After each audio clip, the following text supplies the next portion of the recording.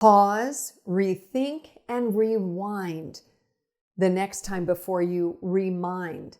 What am I talking about here? And as a matter of fact, I was having this discussion with some moms this morning. We all know there is a very fine line between reminding somebody and pestering or bothering or nagging them. How do we know when we've crossed that line?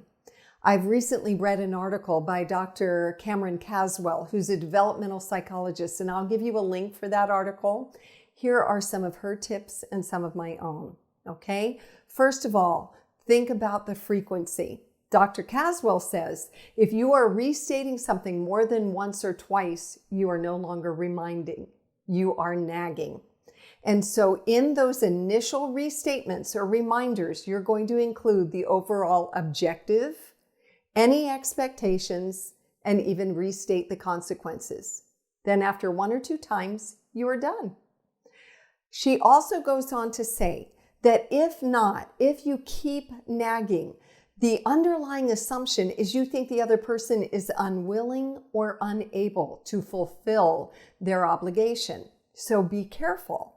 And rather than keep asking your child, did you talk with your coach? Remember, did you talk with him? You could say something like, how did that talk go with your coach? You know I'm going to be seeing him later today. Anything I need to know? From there, you let the consequences play out. Best teachers are natural consequences, but sometimes parents, bosses, team leaders, we have to implement the consequences that we stated from the beginning. So there you are.